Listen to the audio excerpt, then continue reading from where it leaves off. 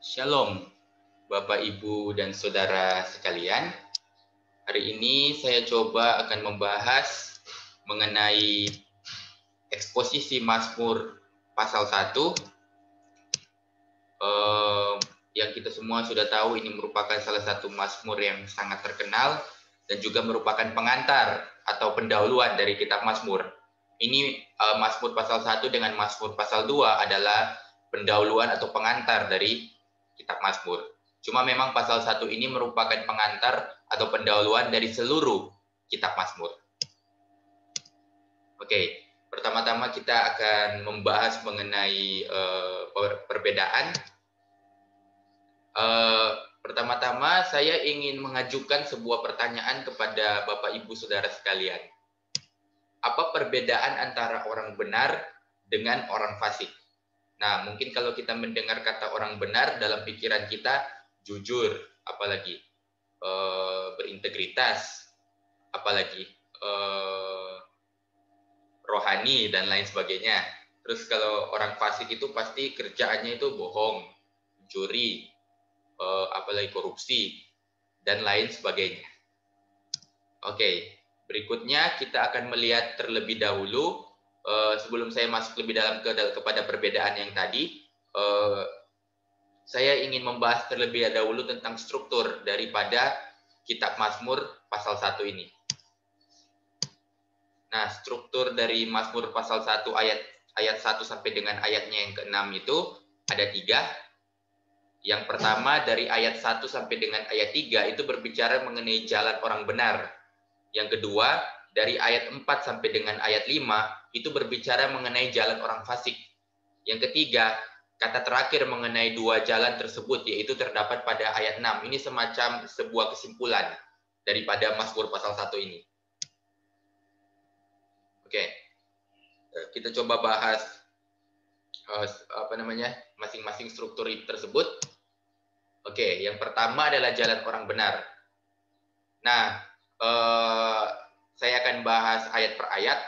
Nah, pada ayat pertama itu tema itu bisa dibilang berbicara atau temanya berbicara mengenai orang benar menjalani hidup tanpa noda. Oke, kalau kita perhatikan di dalam Mazmur, ada baiknya kita membacanya terlebih dahulu untuk memberikan gambaran kepada kita semua apa sebetulnya yang disampaikan oleh pemazmur di dalam Mazmur pasal 1 ini. Saya coba bacakan untuk Bapak Ibu Saudara sekalian.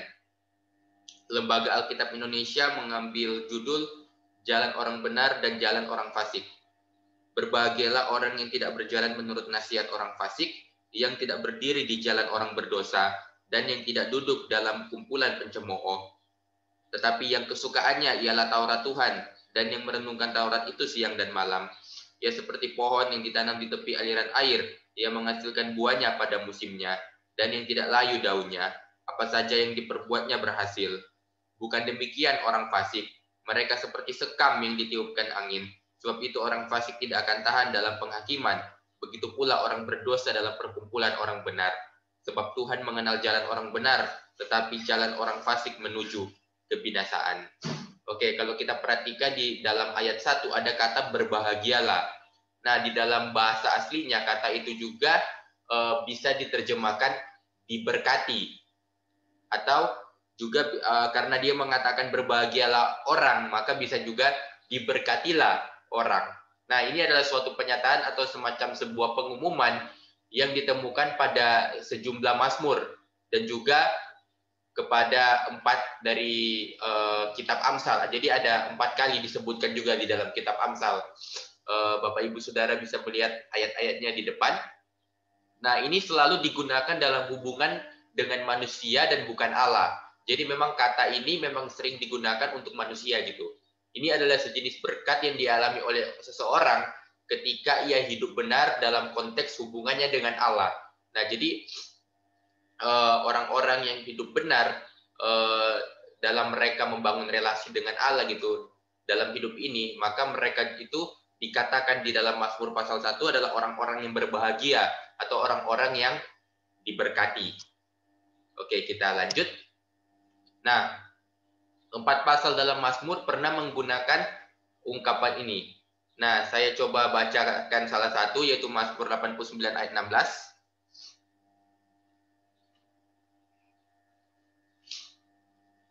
Oke.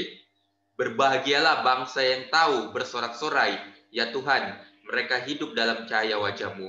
Nah, kita bisa melihat pada ayat 16 dikatakan di bagian awal, berbahagialah bangsa. Nah, ini juga mirip dengan apa namanya di Mazmur pasal 1 yang berbicara berbahagialah orang. Nah, jadi memang ketika kita hidup di dalam Tuhan, maka kita adalah orang-orang yang berbahagia. Kita hidup di dalam kebenaran, dalam relasi kita dengan Tuhan, itu adalah orang-orang yang berbahagia atau orang-orang yang diberkati. Oke, saya mau lanjut kepada ayat 2. Nah, sedangkan ternyata masih ada kelanjutan daripada ayat 1. Oke, kalau kita lihat juga di dalam ayat 1 itu di bagian B-nya, di bagian ayat itu sempat disebutkan 3 kata, yaitu tidak berjalan, tidak berdiri, dan tidak duduk. Nah, kata-kata ini bertujuan untuk menghindarkan seseorang dari kemungkinan digodai untuk mengikuti orang-orang berdosa dalam sikap dan perbuatan mereka. Nah, jadi pemazmur ini bisa dibilang secara spesifik ingin supaya kita itu memahami bahwa kita harus berhati-hati ketika kita menjalani kehidupan ini. Kita harus berhati-hati untuk tidak berjalan menurut nasihat orang fasik, tidak berdiri di jalan orang berdosa, tidak duduk dalam kumpulan pencemooh. Disebutkan 3 kali dalam dengan kata-kata yang berbeda, tidak berjalan, tidak berdiri, dan tidak duduk, seolah-olah memberikan penekanan kepada kita bahwa kita harus betul-betul hati-hati ketika kita menjalani kehidupan ini. Kita harus betul-betul hati-hati dan waspada ketika kita diperhadapkan dengan orang-orang berdosa yang mengajak kita untuk bersama-sama dengan mereka. Jadi kehati-hatian yang ditekankan Mazmur itu adalah sesuatu yang sangat penting. Karena itu jika ada orang-orang dalam hidup ini yang asal-asalan saja menjalani kehidupan ini dengan pandangan bahwa aku kan sudah anak Tuhan, aku sudah ngerti Alkitab dan lain sebagainya. Tetapi pada kenyataannya dia terus-menerus bergaul dengan orang fasik. Alkitab berkata di dalam 1 Korintus, pergaulan yang buruk merusak kebiasaan yang baik. Jadi memang pergaulan itu perlu juga. Kita harus berhati-hati ketika kita bergaul, karena orang di mana yang kita dekati itu akan memberikan semacam pengaruh yang signifikan. Apalagi jika orang itu dekat, dia akan memberikan pengaruh yang sangat signifikan kepada kita. Nah, orang-orang berdosa ini adalah orang-orang yang hanya memikirkan diri sendiri. Jadi mereka adalah orang-orang yang bisa dibilang hanya memikirkan apa yang mereka inginkan gitu. Dan mereka itu mencerca firman Allah. Mereka bukan orang-orang yang mau menuruti firman, tapi mereka adalah orang-orang yang hanya ingin memberikan kenikmatan kepada diri mereka sendiri. Nah, pertanyaannya, apakah kenikmatan itu adalah sesuatu yang salah gitu? Tidak sih sebenarnya. Kenikmatan itu kan bukan sesuatu yang salah. Justru ketika kita menikmati, itu adalah sesuatu yang baik gitu. Asalkan kita menikmatinya di dalam Kristus. Karena ketika kita telah berada di dalam Kristus, maka kebenaranlah yang mendorong kita untuk melakukan sesuatu. Kristuslah yang mendorong kita untuk melakukan sesuatu sehingga tindakan kita menjadi benar karena Kristus adalah kebenaran. Nah, sedangkan kalau misalnya kita berada di luar Kristus, maka kenikmatan yang kita inginkan itu adalah dosa gitu. Karena dosalah yang mendorong kita untuk melakukan sesuatu, sehingga karena dosa itu buruk, maka tindakan kita, karena dia mendorong kita, sehingga tindakan kita pun menjadi buruk. Karena itu orang-orang berdosa itu tidak mungkin melakukan firman Tuhan. Orang-orang yang hidup di luar Kristus itu tidak mungkin bisa melakukan firman Tuhan. Mereka adalah orang-orang yang lebih fokus kepada diri sendiri dan mencerca firman Allah.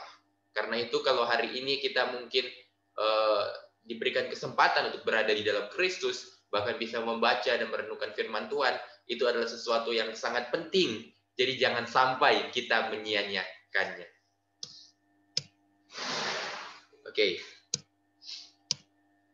Oke, sekarang kita baru masuk kepada ayat 2. Nah, tema dari ayat 2 itu sendiri adalah cinta yang benar untuk merenungkan firman Tuhan. Oke, saya coba bacakan lagi ayat 2. Tetapi yang kesukaannya ialah Taurat Tuhan, dan yang merenungkan Taurat itu siang dan malam. Oke, orang yang betul-betul percaya atau orang yang betul-betul hidup di dalam Tuhan, mereka juga adalah orang-orang yang hidup oleh firman Tuhan. Nah, firman Tuhan itu menolong mereka untuk tetap diberkati atau berbahagia seperti kita sudah lihat di ayat 1 dan tidak bernoda oleh berbagai macam dosa yang muncul dalam dunia. Jadi firman Tuhan itu menolong kita semua untuk hidup di dalam kebenaran. Kita mengetahui perintah-perintah Tuhan sehingga kita pun tidak melakukan dosa atau tidak melakukan hal-hal yang bertentangan dengan apa yang diinginkan Tuhan. Ini tidak berarti bahwa kita itu tidak bebas dari dosa selama kita di dalam dunia. Tidak. Selama kita dunia, kita pasti akan berdosa. Tetapi kita mengetahui perintah-perintah dan kebenaran Tuhan ketika kita hidup oleh firman Tuhan. Kita membaca firman, kita merenungkan firman, kita mempelajari firman, kita mengetahui firman itu sehingga kita mengerti apa yang tidak disukai Allah dan kita berusaha untuk hidup sesuai dengan firman itu. Dan karena kita hidup sesuai dengan firman itu, maka kita bisa menjadi orang-orang yang berbahagia dan diberkati karena kita tidak hidup di dalam dosa yang sementara merajalela di dalam dunia ini. Nah, bagi orang percaya, mempelajari instruksi Tuhan adalah sesuatu yang menyenangkan. Nah, kita mungkin bisa membedakan juga bahwa orang-orang yang percaya kepada Tuhan itu akan mencintai perintah-perintah Tuhan atau apa yang disampaikan di dalam firman Tuhan. Tetapi orang-orang yang tidak hidup di dalam Tuhan, mereka pasti tidak akan menyukai apa yang dikatakan di dalam firman Tuhan. Nah, misalnya kalau kita melihat di dalam 10 perintah Allah, saya yakin Bapak Ibu Saudara sudah mungkin menghafal apa namanya perintah itu. Misalnya di dalam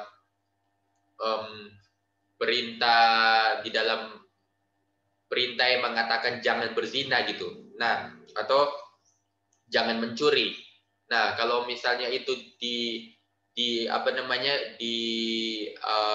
didengar oleh orang-orang yang tidak mengenal Tuhan, mungkin mereka akan melihat itu sebagai sesuatu yang biasa karena mereka pikir korupsi mungkin adalah sesuatu yang menguntungkan, pungli adalah sesuatu yang menguntungkan. Karena kalau mereka melakukan itu mereka untung gitu dan kan nggak ada yang tahu juga kalau seandainya mereka hati-hati gitu kan. Jadi mereka hanya takut kepada orang yang akan menangkap mereka atau pemerintah. Tetapi mereka tidak takut akan Tuhan gitu karena mereka tidak hidup di dalam firman Tuhan, mereka tidak hidup di dalam Tuhan. Jadi mereka menganggap itu adalah hal yang biasa gitu, seperti itu. Dan orang-orang yang berzina, nah bagi orang-orang dunia, pornografi atau hal-hal yang berkaitan dengan hal itu dianggap normal gitu. Bahkan kalau kita melihat juga di dalam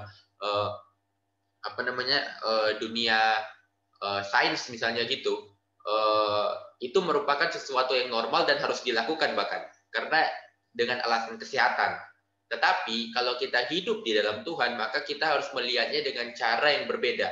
Saya tidak mengatakan bahwa kita harus mengabaikan sains ketika kita hidup di dalam Tuhan. Kita mengabaikan bahwa memang melakukan yang disebut dengan masturbasi atau onani adalah hal yang memang menyehatkan yang dikatakan di dalam kesehatan. Saya tidak mengatakan bahwa itu salah gitu, tidak. Tetapi kita juga tidak bisa melupakan bahwa firman Tuhan harus menjadi landasan dalam kehidupan kita dan dalam kita melihat hal itu. Jadi ketika kita melihat hal itu, kita harus betul-betul memikirkannya, apakah benar saya harus nonton pornografi untuk bisa memperoleh kesehatan itu atau tetap sehat gitu. Sesuai dengan alasan kesehatan, apakah benar seperti itu gitu. Nah, itu harus dipertanyakan gitu, harus dipikirkan dan harus ada baiknya juga untuk ditanyakan kepada para pemimpin rohani, apakah benar harus demikian gitu. Terus apakah benar saya bisa untuk memenuhi kebutuhan yang terkait dengan hal yang tadi seperti masturbasi dan onani tanpa harus nonton pornografi. Nah, itu juga harus harus ditelusuri secara serius. Nah, tetapi bagi orang-orang yang percaya kepada Tuhan, mereka melihat perintah-perintah Tuhan itu adalah sesuatu yang menyenangkan ketika mereka membaca Alkitab dan mereka merenungkan Alkitab dan mereka mempelajari Alkitab itu dan menemukan kebenaran-kebenaran di dalamnya mengenai instruksi-instruksi dan perintah-perintah Tuhan. Mereka melihat itu sebagai sesuatu yang menyenangkan. Bahkan itu adalah kebahagiaan ketika mereka bisa mengetahui itu, karena mereka tahu jika mereka mengetahui itu maka mereka bisa untuk tidak melakukan dosa dan mereka bisa menyenangkan Tuhan. Oke. Menurut Pesalter ini yang bisa dibilang menurut Mazmur, disiplin spiritual dari meditasi perlu dimulai dengan menghafal instruksi ilahi pada siang hari atau di tempat tidur pada malam hari. Hal ini membantu kita untuk mengingat dan memikirkan instruksi ilahi atau firman Tuhan itu. Nah, jadi Mazmur ini memberitahu kepada kita bahwa pada ayat 2 ini yang berbicara mengenai merenungkan Taurat itu siang dan malam gitu. Nah, kalau kita merenungkan itu berarti kita memikirkan firman Tuhan itu secara mendalam. Nah, kalau kita memikirkannya itu menurut salah satu penafsir yaitu Alan Ferros. Nah, dia mengatakan bahwa ketika kita merenungkan itu ada baiknya kita itu menghafal gitu. Karena ketika kita merenungkan kan kita memikirkan firman itu otomatis. Ketika kita memikirkannya maka kita menghafalnya kan. Firman itu dan firman itu tidak hanya ketika kita baca lalu berlalu tidak, tetapi kita memikirkannya siang dan malam gitu. Karena dengan memikirkannya itu akan semakin semakin kita pikirkan itu akan semakin kita fokuskan. Jadi ketika kita banyak memikirkan firman maka firman itu menjadi sesuatu yang penting bagi kita, dan karena dia penting maka ketika kita diperhadapkan dalam situasi yang menuntut kita untuk berdosa, kita bisa untuk menghadapinya karena kita tahu bahwa firman itu adalah sesuatu yang penting, dan kita menggunakan firman itu ketika kita diperhadapkan dalam situasi yang menggoda kita untuk berdosa, karena kita anggap firman itu penting sehingga kita mau melakukannya di dalam kehidupan kita. Oke. Saya masuk kepada Mazmur kepada pasal 1 ayat 3. Temanya orang benar sukses dalam hidup ini.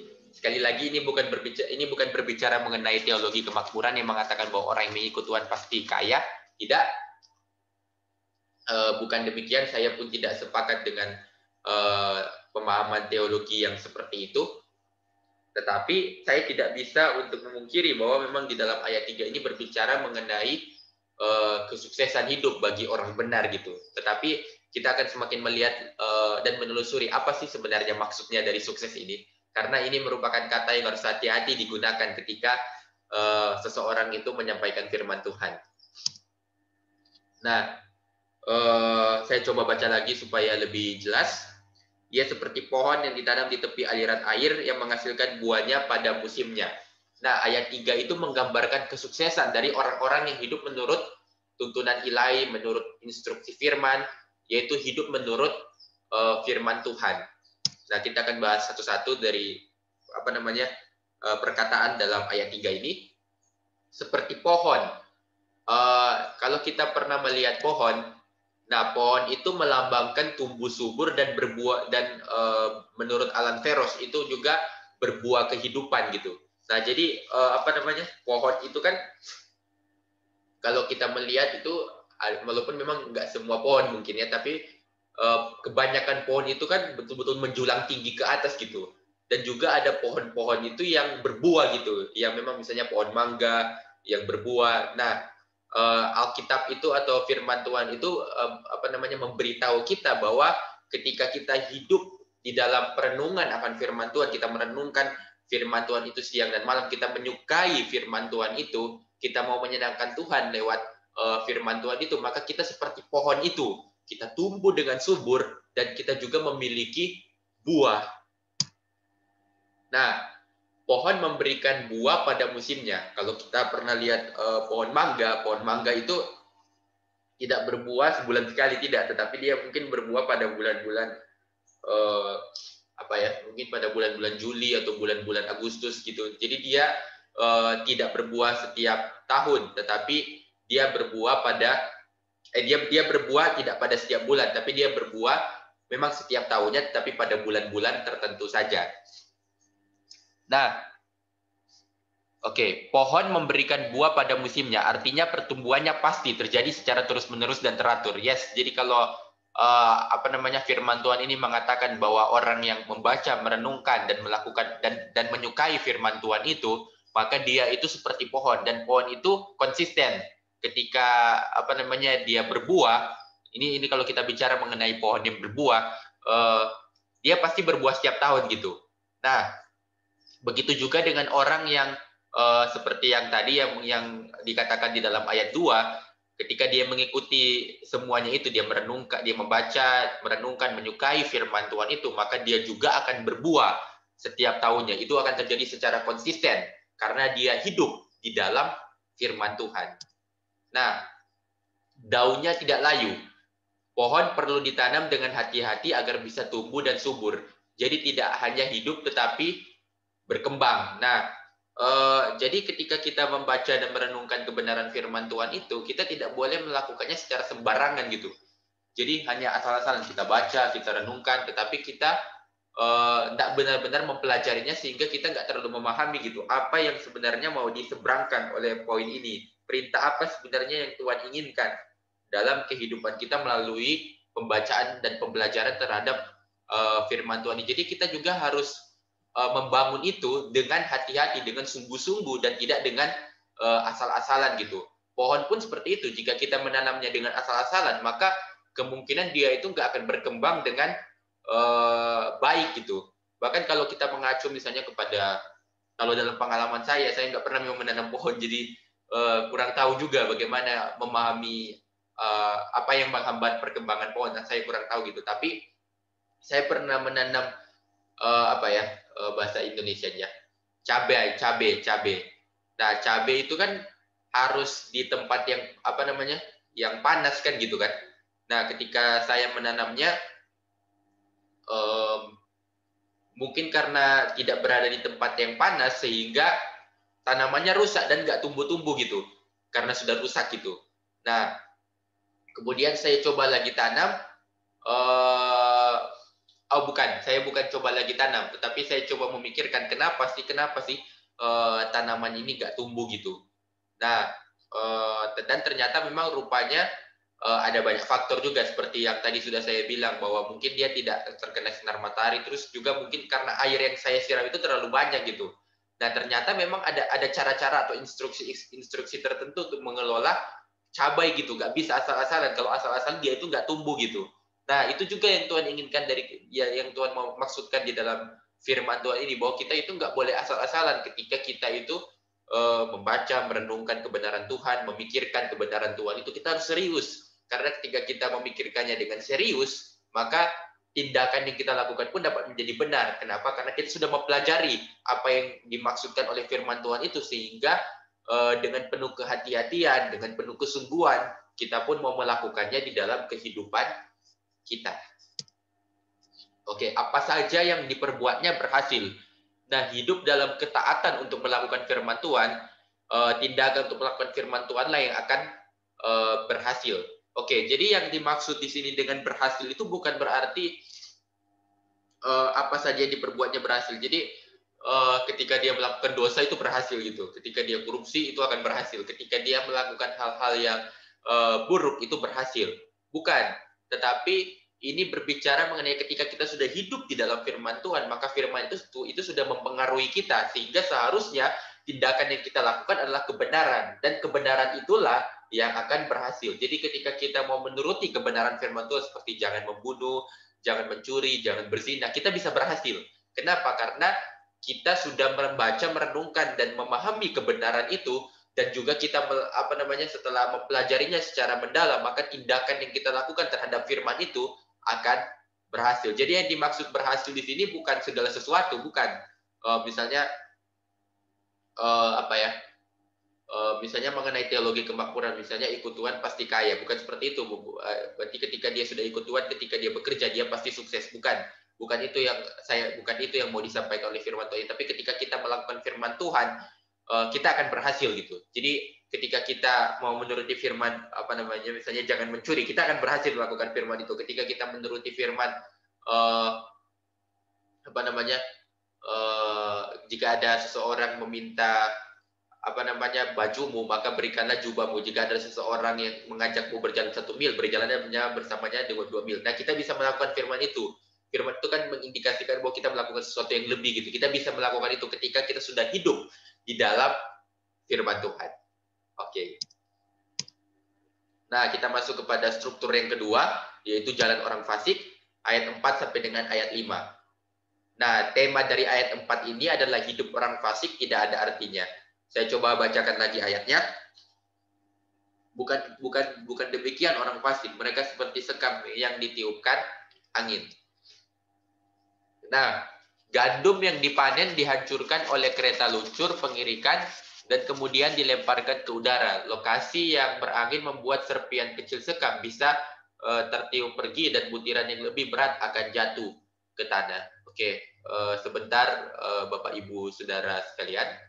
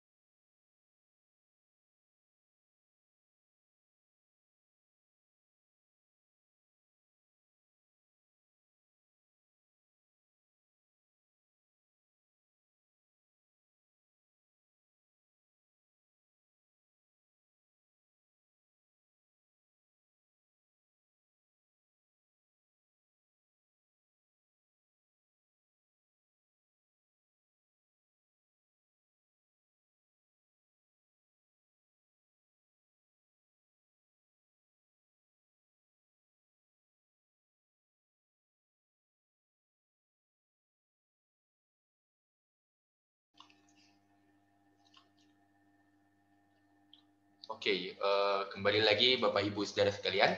Oke.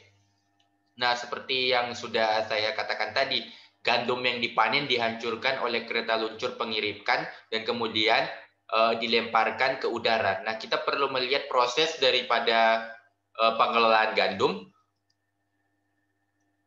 Oke. Nah, ini adalah gandum. Nah, gandum ini biasanya gandum itu ketika dipetik dia tidak langsung apa ya bisa jadi roti tentunya kan. Nah, dia perlu pengelolaan gitu, dan untuk mengelola gandum itu ada di dalam apa namanya tahap-tahap awalnya itu mereka menggunakan kereta luncur. Jadi dengan alat ini disebut dengan kereta luncur. Rekan Bapak Ibu Saudara bisa melihatnya di depan yang warna hijau itu. Nah, kereta luncur ini bertujuan untuk semacam untuk apa ya? Mengelola gandum itu sehingga gandum itu akhirnya ketika ditiup oleh angin, maka dia bisa mengeluarkan serpian kecil sekam yang sebenarnya serpian itu tidak berguna gitu. Nah, jadi ketika menggunakan alat ini, maka alat ini dapat membantu untuk membuat semacam atau memisahkan antara gandum dengan sekam. Sekam itu apa sih? Nah, sekam itu yang warna kuning ini yang di bawah ini. Nah, ini yang disebut dengan sekam. Jadi ketika gandum dikelola atau dihancurkan dengan kereta luncur pengirikan ini, maka setelah itu gandum tersebut dapat terpisah antara gandum dengan sekam itu ketika angin itu bertiup gitu. Ketika gandum itu terkena angin, maka dia itu bisa mengeluarkan sekam-sekam ini dari gandum tersebut karena rupanya sekam-sekam ini tidak berguna untuk pengelolaan gandum tersebut. Nah, ketika angin itu bertiup, maka gandum yang dibutuhkan itu untuk pengelolaan yang lain itu, entah itu untuk roti dan lain sebagainya, itu akan jatuh ke tanah. Tetapi serpian-serpian sekam yang kecil-kecil itu akan terhempas ke udara. Nah, jadi ketika pakai alat yang warna hijau tadi, yang kereta luncur pengirikan itu, nah entah bagaimana alat ini setelah menggunakan alat ini, gandum itu dikeluarkan dan mungkin setelah dikeluarkan dan ketika dikeluarkan itu ada momen di mana gandum itu kena angin. Dalam gambaran saya seperti itu sih. Gandum itu kena angin dan yang jatuh di tanah itu berarti yang apa namanya? Yang gandum yang dibutuhkan untuk pengelolaan apa namanya? Roti dan lain sebagainya. Tetapi yang tidak jatuh ke tanah yaitu serpian-serpian sekam yang ada di dalam gandum itu. Nah, itu yang tidak dibutuhkan. Itu yang bertiup apa namanya? Kesan yang bertiup ke sana kemari gitu. Jadi tidak jatuh ke tanah seperti itu. Oke. Nah, hal ini menunjukkan bahwa orang fasik bukan hanya tidak berharga, tetapi pada akhirnya akan disingkirkan. Nah, kita sudah melihat di dalam ayat 4 di situ dikatakan bahwa mereka seperti sekam yang ditiupkan angin orang fasik itu. Jadi orang fasik itu akan disingkirkan. Nah, kalau kita melihat di dalam gambaran yang tadi, kalau seandainya yang jatuh ke tanah itu adalah orang benar, yaitu gandum, dan orang fasik adalah sekam itu, yang pada akhirnya akan disingkirkan. Nah, apakah orang fasik itu bisa berbuat baik? Oke, mungkin ini agak apa namanya? Mungkin kita berpikir ini agak-agak kurang berkaitan, tetapi kalau kita melihat di dalam tafsirannya Alan Ferros, dia sempat menyinggung tentang hal ini. Apakah orang fasik bisa berbuat baik gitu? Nah, perlu kita pahami bahwa orang fasik itu memang bisa untuk melakukan hal-hal yang sifatnya dermawan dan lain sebagainya. Tetapi perbuatan baik mereka pasti memiliki yang namanya tujuan. Dan pastinya bukan untuk menyenangkan Tuhan. Kebaikan itu sebenarnya definisinya apa sih sebenarnya kan? Kebaikan itu. Nah, saya melihat bahwa kebaikan itu adalah kebaikan yang sesungguhnya adalah kita itu menyenangkan Tuhan. Jadi ketika orang-orang fasik melakukan kebaikan, mereka dermawan, mereka memberi kepada orang miskin dan lain sebagainya, itu mungkin semata-mata untuk terkenal, untuk apa ya, untuk popularitas dan lain sebagainya, dan ataupun untuk motivasi-motivasi yang sifatnya untuk manusia, bukan untuk Tuhan. Nah, kebaikan yang sesungguhnya adalah ketika kita melakukan sesuatu untuk menyenangkan Tuhan. Oke, kita masuk kepada ayat 5. Nah, ayat 5 bertema orang baik tidak akan selamat dari penghakiman. Oke. Oke, saya coba bacakan ayat 5.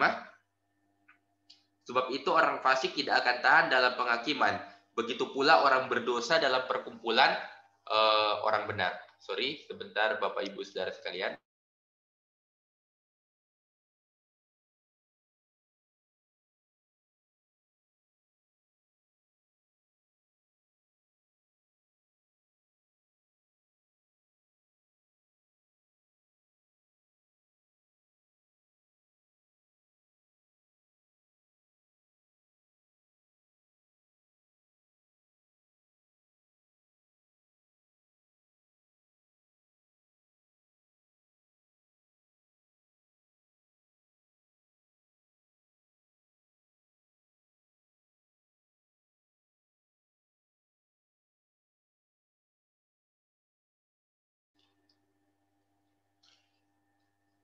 Oke, Bapak Ibu Saudara, saya coba bacakan ayat 5.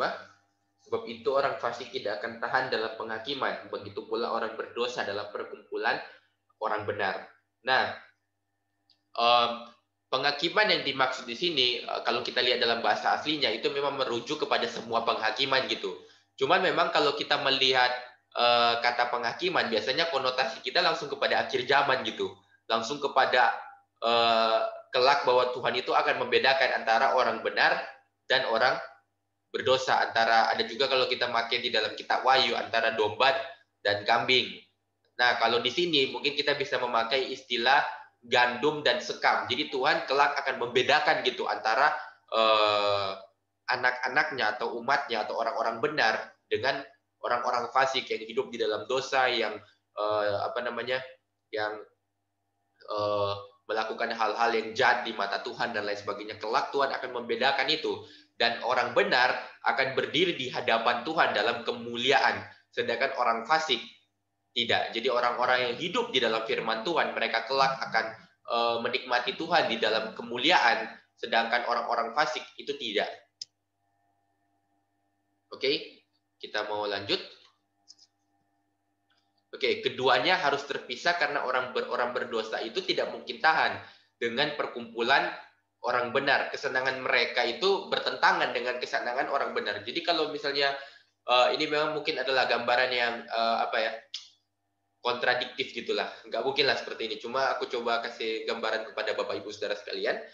Misalnya ketika kita memikirkan sorga gitu, terus seandainya di sana itu kan apa ya, hanya ada kebenaran gitu, hanya ada kebenaran gitu. Nggak mungkin orang bisa melakukan dosa di sorga gitu. Jadi apa namanya, mungkin orang-orang di sana itu aku sih nggak tahu ya aktivitas di sana itu apa. Tapi biasanya kita mendengarkan memuji, menyembah Tuhan. Nah, kalau seandainya ada orang fasik di sana, apakah mereka akan senang dengan pujian dan penyembahan kepada Tuhan itu? Nah, mungkin kan mereka akan bosan gitu kan, wow, lalu terus berkata apa ini dan lain sebagainya gitu.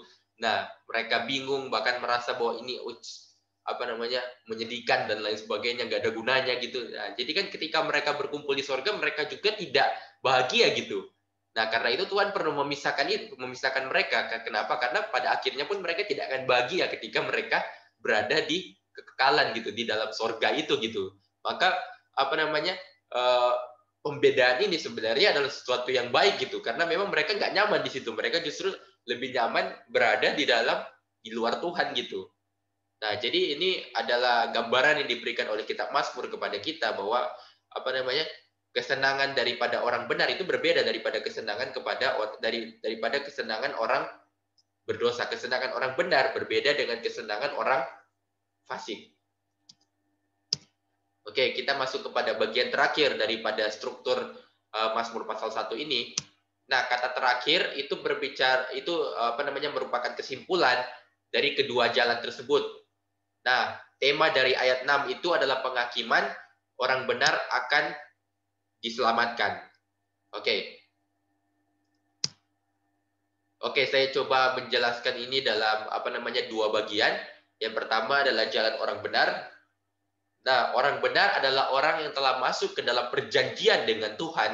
Jadi mereka ini adalah orang yang apa ya, bisa dibilang berkomitmen kepada Tuhan, sudah memutuskan bahwa aku mau mengikut Tuhan dan itu dilakukan dengan iman, dan mereka ini setelah percaya kepada Tuhan lewat iman itu, mereka akan berusaha untuk hidup dan menuruti firman Tuhan itu. Nah, perjanjian yang mereka miliki membuat mereka menjadi umat Tuhan. Jadi oleh iman kepada Tuhan itu, mereka akhirnya menjadi umat Tuhan. Dan Tuhan mengenal mereka karena mereka adalah umat Tuhan. Karena pengenalan itulah mereka tidak akan pernah binasa. Jadi ketika Tuhan telah mengenal kita, dia memperhitungkan kita di dalam keselamatannya, sehingga kita pun tidak akan mengalami yang namanya kebinasaan. Kita pun akan diselamatkan pada akhirnya. Nah, sedangkan orang fasik, saya coba untuk apa namanya, menjelaskan terlebih dahulu kata jalan. Nah, kata jalan itu mengindikasikan apa yang diikuti oleh orang tersebut. Nah, maksudnya dengan apa yang diikuti, apa itu? Nah, itu bagaimana mereka hidup, bagaimana orang itu hidup, bagaimana motif daripada orang itu melakukan segala sesuatu, motivasinya apa gitu ketika dia itu memberi, ketika dia itu berdoa, ketika dia itu melakukan segala sesuatu, motifnya itu apa gitu.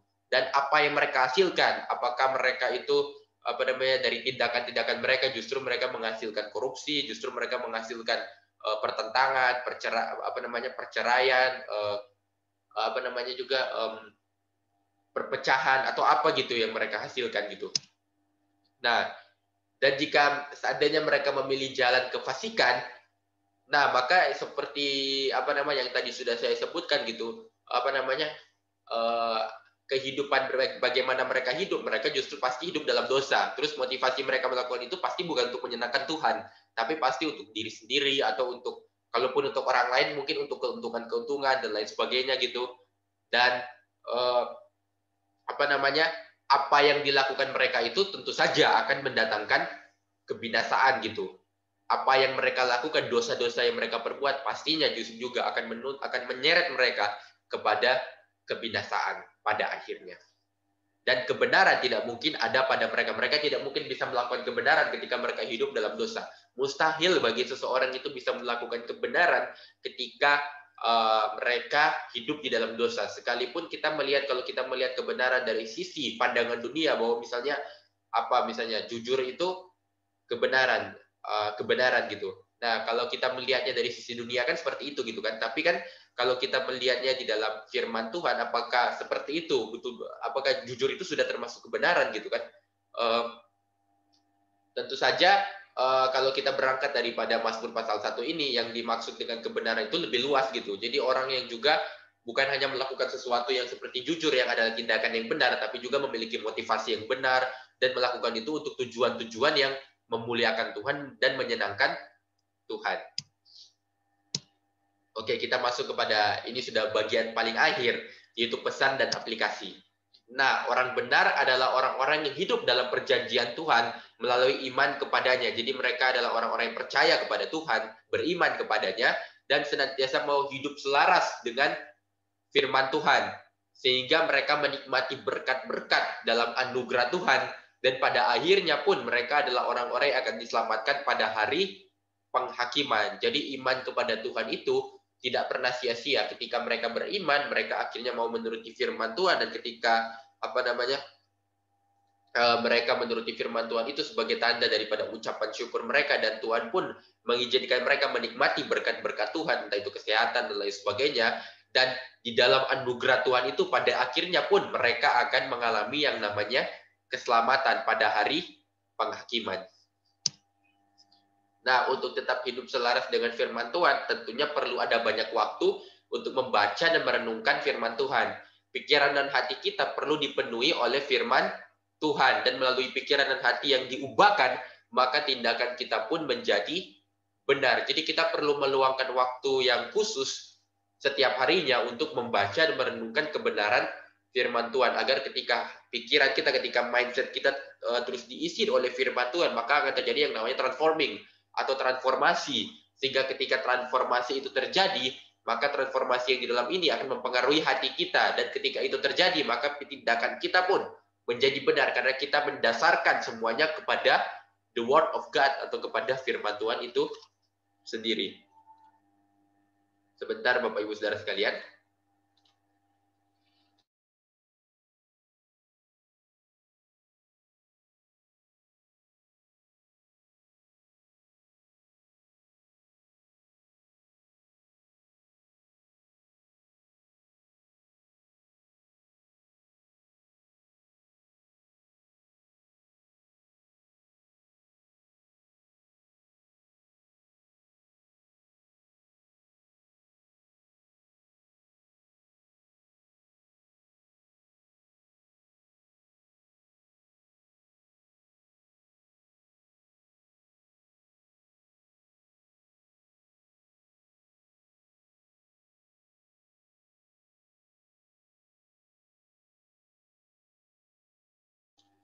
Oke, kita kembali.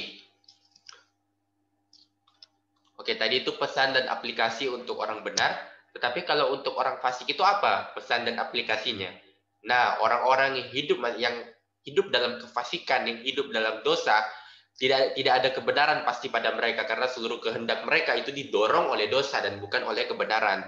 Dan akibat dari dosa itulah mereka pada hari penghakiman akan mengalami yang namanya kebinasaan. Mereka akan mengalami yang namanya murka Allah.